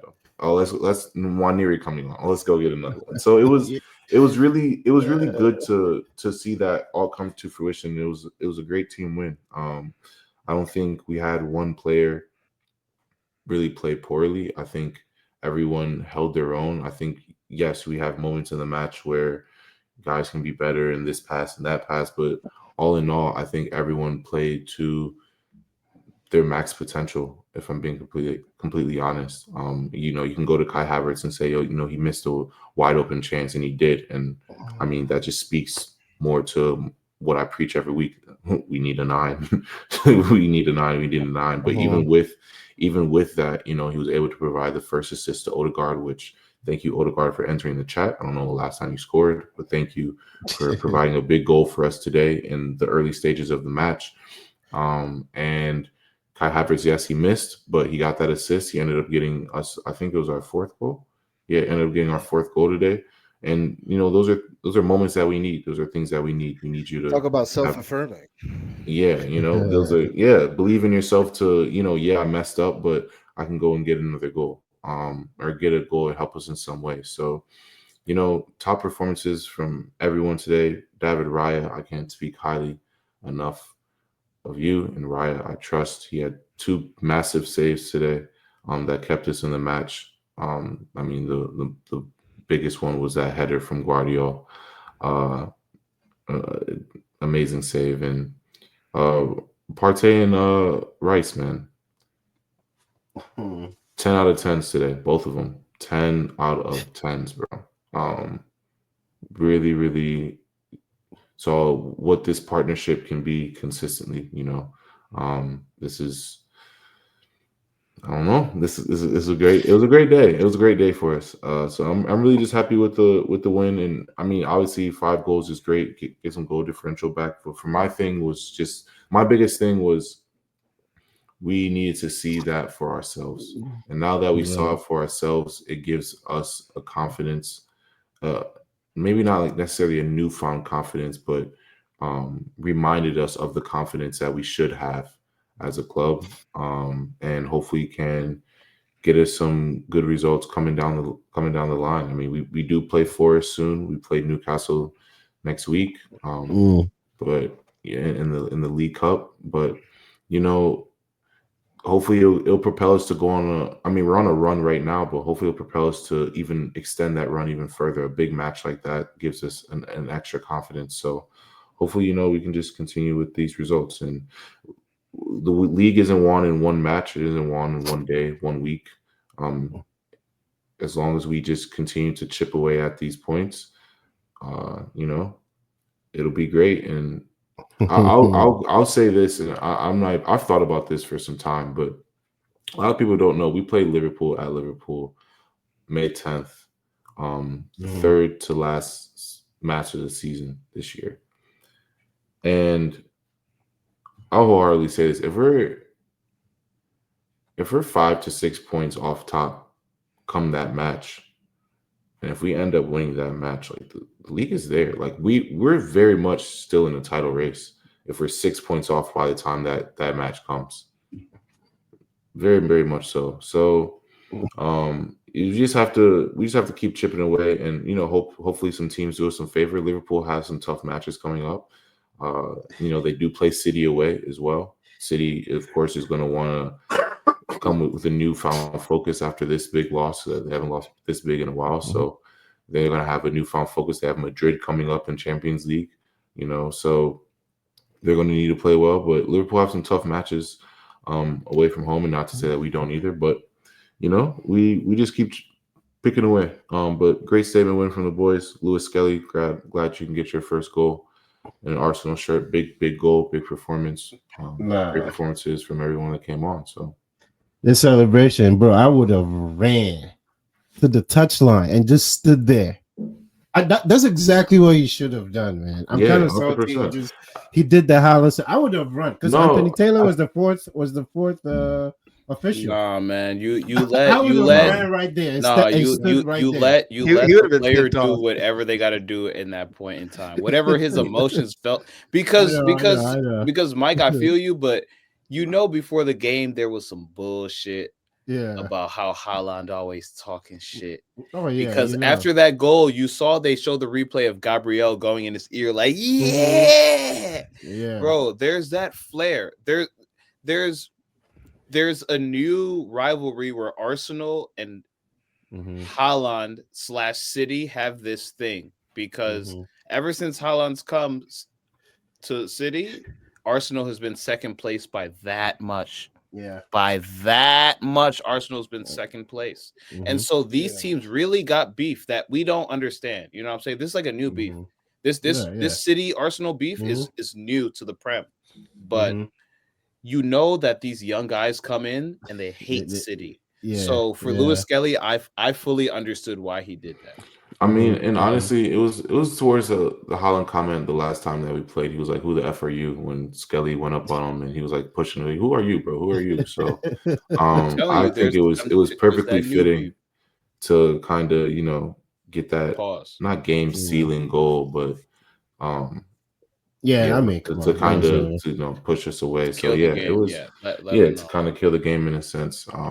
Yeah, no, I love it, man. We definitely have a beef with City, uh, in Holland because he likes to talk too much, and he got his goal. Yeah. Great, Yeah. it is what it is. But we bounced back literally right after that, and a couple minutes after that, and a couple minutes after that. So it is what Seconds it is. after You know, that. the crazy thing Another is season with unbeaten against City. So yeah, I think I mean, first I just wanted to say Lewis Kelly, man, you talk about an emerging star in that position. He's young too, so like I don't Hmm. see him. I only see him getting better, and obviously he scored his goal today, but he's been great defensively. And Gabriel said this when we were in New York, like um I was actually working on this clip. I'll have this out soon, but it's funny because back then he was saying that Lewis Kelly is like was Zinchenko should be, but he can actually defend, and we all kind of laughed. But it's like look, here we are, months later, and it's like, wow, obviously he's great Yeah. going forward and he's great on the ball, but he's great defensively. But I just wanted Mhm. to really recognize really Arsenal's 12th man and the game changer, the game sealer, and that was Phil Foden. For trying to, I don't know. I mean, Phil Foden essentially he killed the He was game playing for for the me. other team. Yeah, yeah, Absolutely. I agree. he killed the I that game. agree. 10 minutes, I don't know. that He 10 killed the minutes game. after the 10 minutes after It's they the second goal or the third goal? The it was a second second goal, it was Partey's Yeah. goal. Hmm. after that pass, bro. His next 10 minutes were trash, He was trying to atrocious. Yeah. do too much. He was trying to be the Yeah, Hmm. hero, and everything he tried to do, he was just making mistake after mistake, losing the ball here and there in their defensive third. It's like, bro, yeah. But I wanted to say like he hasn't had a good season, but yeah, shout out to him and one of the candidates for crash outs of the week. But I also just I was just so curious, like can Kevin De Bruyne just not play? Like Anymore? Yeah. I has he I don't know where he's at physically. I don't know if he's coming off of an injury. I know he was managing something earlier in the season, but I'm like, damn, bro, we're at this is February now. It's like, Yeah. damn, bro, like you can't even the big games. It's like Yeah. you came off the bench on Thursday or on whenever y'all Yeah. play Wednesday. Champions League Wednesday. Yeah. And you're coming off the bench again today, 20 minutes left, and it's like I don't know, man. I'm just I guess I'm really just surprised. Yeah. I mean, I'm saying that we talked about, this form cities in at the beginning of the season. A little bit before December, we were all like, okay, this doesn't look normal. We asked ourselves, do you think this is normal? And we all thought, hey, this doesn't feel like their old no, little Mike. blimp, you know? I asked No, if I, this I was a didn't blip. feel that way. Gabriel was the only one to say this isn't a blip. I think I, City. I, I also said it wasn't, I don't think this is a blip because it feels different. And I think it You truly did say does it feel felt different. different. You said it This felt one, yeah, different. yeah. This one definitely is different because before Haaland scored his goal, I literally had it typed in my messages. I don't see City scoring this game, and then he scored, and then like some seconds later, Arsenal scores, and then I'm like, you know what? I don't see them getting back this second goal. This is not the same City team, man. I'm sorry, this Savinho kid. I don't know what y'all see. I don't see it at all. I don't. Like, there's no end product. What is the difference between Savinho and Doku? Just play Doku instead or something, or Grealish. He's It's not. injured It's right not. now. It's not. It's not any. I didn't see anything that he was bringing that I'm like, okay, keep him on the field, and then he takes off Marmouche instead of what's his name, Savinho, and I The and I don't know, person, man. yeah. I don't know. This is My not the same City team. this is the one last thing I wanted to say about Arsenal. Also, I think this helped our confidence because we showed that we can score without Saka. I think this is the first game we've had like a lot of goals without him, and I feel like No, this is a we big needed win this. for We you really guys. needed this win for ourselves. Like this, besides Yeah, the table, like forget the table, all that other stuff. yeah, For our team specifically, we exactly. needed the dub, bro. The We belief, the need to we belief that you need the could do it. belief, and now that we have the belief that like we can go and compete against these sides, bro. It's just gearing up towards May 10th, man. May 10th will be a day. I'm Yeah, because saying I it mean, now. We're saying it yeah, now. I was about to say Liverpool another 2-0 win against Bournemouth. I mean, I don't know, man. I keep waiting for this little blip to happen. Like they have so much going on Yeah. surrounding their star players.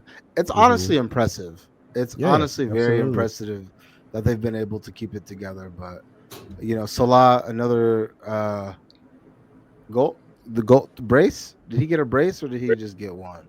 No, I He got a think brace. Nunez got the other one, if I'm not mistaken. It was Okay. Salah and You got a Nunez. brace. I was Here's a say he got brace. a He got brace. two. He got two. He got Yeah, a that's a Yeah. brace. penalty and a goal. I was about to say, yeah, he's Okay, okay, okay. You're right. definitely You're right. cementing himself as one of the best goal scorers in the Premier League, and he's not even a Yeah, striker. 20 goals Um, already. Yeah, we gotta.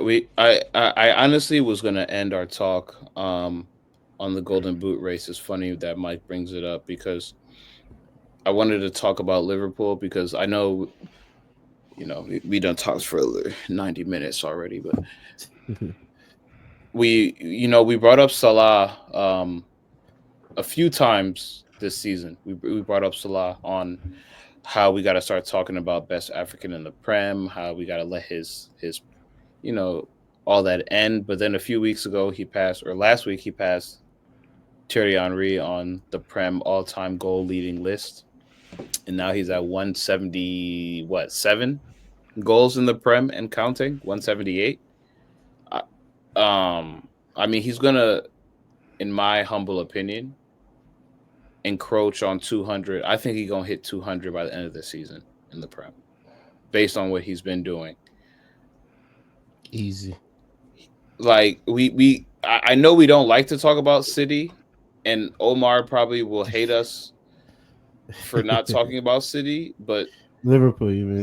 or Liverpool. Liverpool. Sorry, Liverpool. But Liverpool right now, it's annoying that Arnie Slot was just able to come in and just literally slot right in. Like they look like they haven't skipped a beat, and it's Yeah, frustrating, bro. I'm not even gonna lie. It's yeah. it's annoying. And like Mhm. I said, as an Arsenal fan, I'd be more annoyed because this is the year that we are supposed to go in and take the league Especially, and yeah. challenge. And we got Declan Rice here for a year now, so we know he knows his role. And I don't know, this Liverpool team looks scary. They're doing well in the Champions League. They're doing well in the Prem. Yeah, They it's like on have the all game in fronts. hand, and they still have a 2 game lead over the second place team, 6 points. So Yeah. it's frustrating because, like Salam said, we're waiting for this downfall. But at this point, there are possibly 3 or 4 teams I could see taking points off of them, and they're only playing so many of those teams left. So Yeah. That's not true, fam. I'm telling you, bro. Liverpool I still like has I to. know you have the hopeful optimism, but as someone that knows they're not winning the league, I'm looking at Liverpool very, very unbiasedly, and I'm just looking at what they're able to do. Because some of these wins don't even look great. And some of Yeah. these They wins, the don't. team score. Some of these They're like wins, they're I'm like the like, Chiefs this year. they Yeah. thank you. So Hmm. that's a perfect example. They really like the Chiefs, where it's like they'll get scored on first, or they'll be doing. What was the last game that Doran Nunez came in and scored a brace Yeah, in 2 games Yeah. ago. it's Yeah. like what are they? This is the Liverpool that won the Yeah. league back in 20 like what was it, 18? 2020. 2020, 2020. yeah. Yeah. Where they Hey, had Mane and Salah like scoring goals in the 90th minute or 85 plus. You know they're going to score a goal and go take that 4-3 win. It's not the same vibes, but they're managing to keep this little cushy 6-point lead over Arsenal with that game in hand, and that scares me. they Mhm. just don't have the depth that I think the other team, like Arsenal, I think has though. Like especially on that back line. Like I just think that I mean I'm not even really so much worried about Robertson or because Robertson is just I feel like he's past it. But like if something happens to Virgil, Yeah. even Konate, I feel like has been in and out. But if something happens to Virgil, I don't know, man. He's the one person that I'm like, how do you replace him? And Salah, obviously, because he scores all the Hmm. goals. But it's like I don't know, man. They've If already lost. Go ahead, yeah, sir. no, I was saying Arsenal has they played without Saliba, still won, like nothing. You know what I'm Hmm. saying? Like you haven't.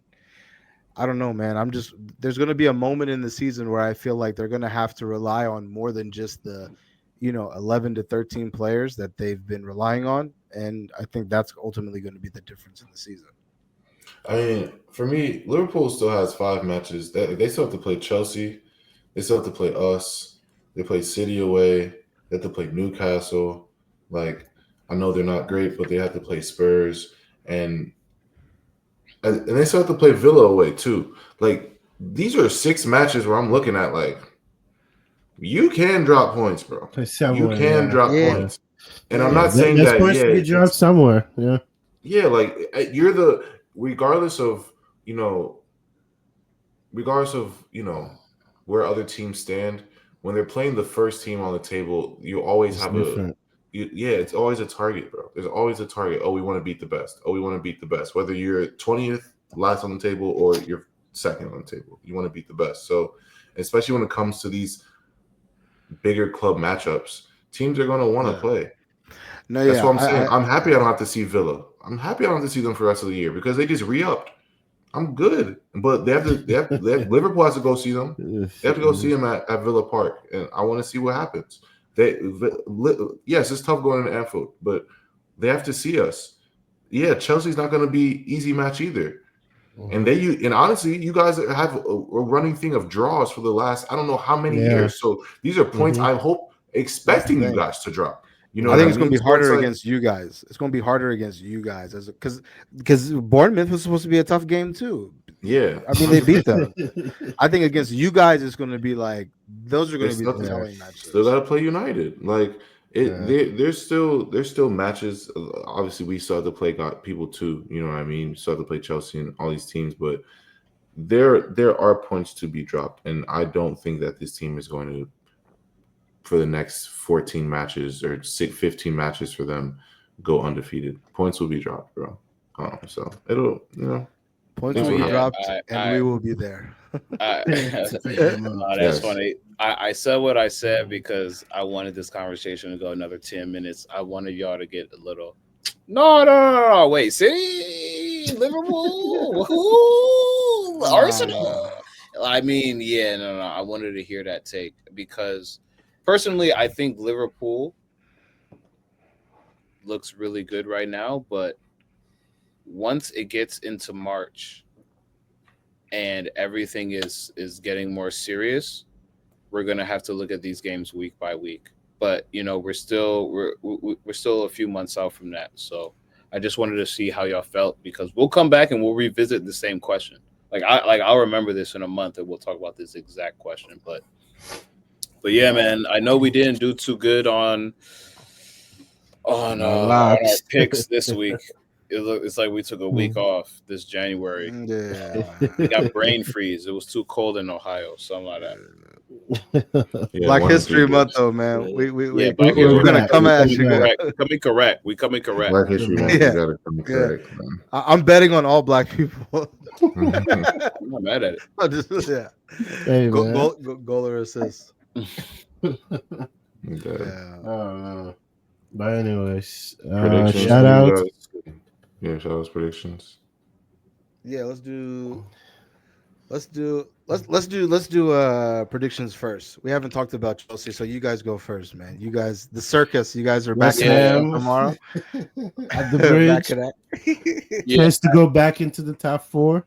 Take care of business. 3-0 at home. Let's just do the thing, man.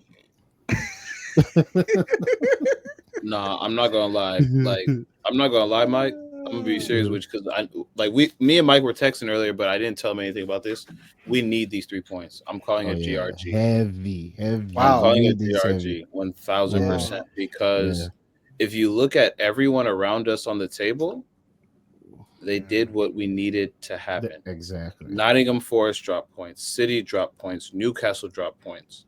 Set We have up for us potential to go in fourth place if we win. I'm calling with a GRG. 2-point lead. We were able Mm. to sit and watch Everybody. everyone else around us on the table drop points. I'm calling GRG. I don't care what the score is. We win tomorrow. Yeah, let's Hmm. go. Okay. We don't play. I don't think anyone in the Prem plays next weekend. I don't know if anyone does, but we don't play next weekend. But we have a midweek match, FA Cup, I believe, or Carabao Cup. Carabao, yep. Newcastle. Carabao Cup against Newcastle away. Honestly, I just want to send it into extra time. Just get 2 goals. We're flying high right now. Yeah, man. I'm not calling it that we can't get out. Yeah, it'll be tough, Hold but on, hold on. This is the Newcastle game, right? Yeah, yeah, this is the second. Isn't it crazy Oh, how time went? yeah. It's like the Wow. perfect timing. Yeah. Like yeah. after a So big city game. God damn it, man. yeah, I Wow. don't Who would know. have I think thought? this is the perfect opportunity for us to just give ourselves a shot. Just score 2 goals, tie it up. Hopefully, don't concede. And if you're able to get the win, get the win. If not, go to PKs and who knows? We may be fine for another trophy, but hopefully, we can just get 2-0 and we'll see what happens in extra time. Damn, 2 weeks Yeah. ago, I would have put my money in. There's no way they come back. But after this city win, these guys It's might be looking feeling some. favorable. Yeah, All they these got guys to do might is feel score something. two. They just got to Yeah, score two. and keep them from not scoring at Yeah. all. So Yeah. yeah, Yeah, we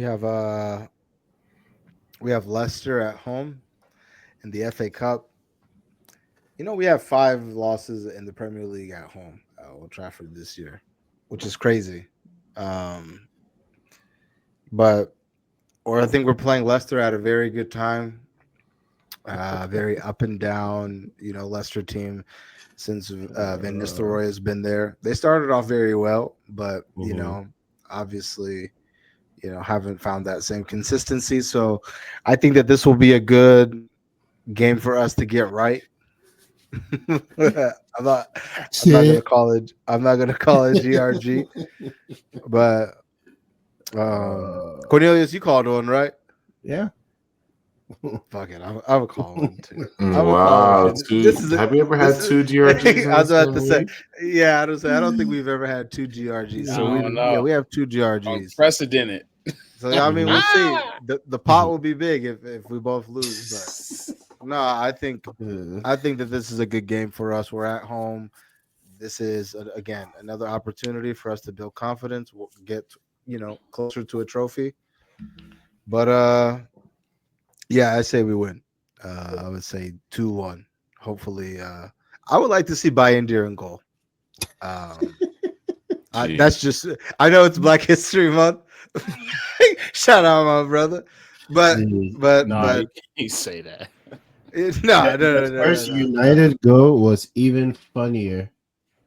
Right up because I saw that video of them walking in, and not very long after that, Yeah. Oh yeah, I sent you that, right?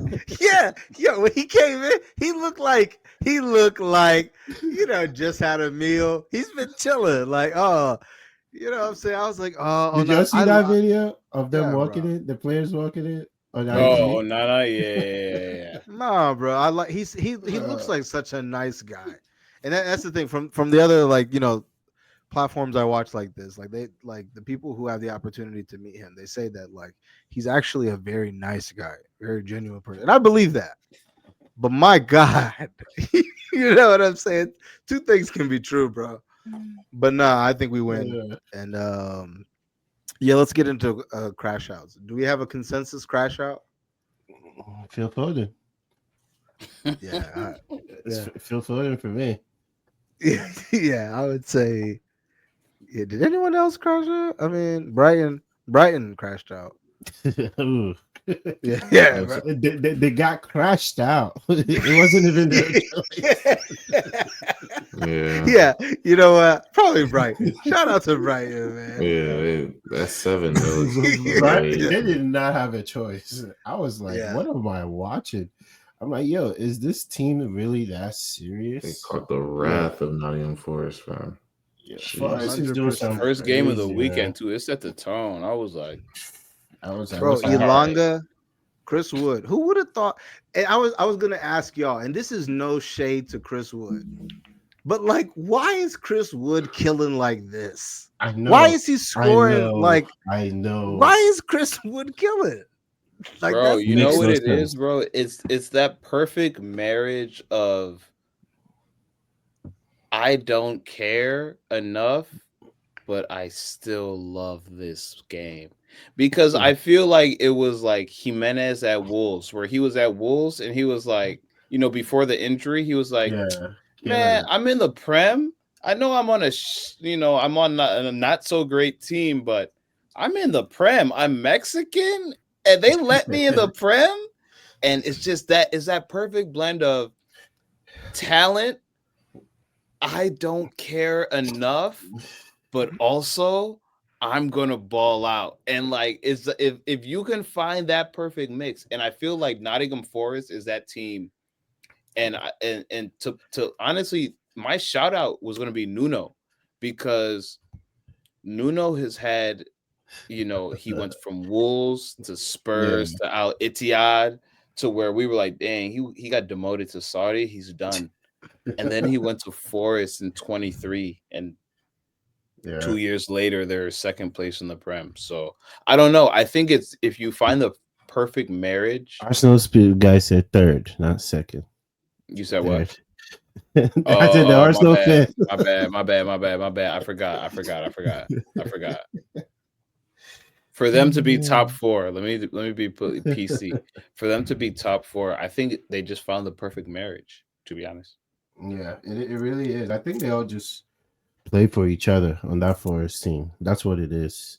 I yeah, think they bro. truly enjoy playing with each other. So you're seeing just guys just, drop it off to the other guy, tap in. I'll let you get the tap in. Yeah, And you can that's see it. it affects everybody. Like when you everybody plays like that, everybody wins, man. And I think that's what they're doing. Because if you look at Elanga's assist, he could have tried to take a shot on target, but Yeah, obviously it was easy enough to, you know, Nani he is had a taking a shot. he had No, a great Garnacho shot. is taking a shot. exactly. Yeah. Yeah. What Nani? We Yeah, know our players. We know who's taking Yeah. the shot.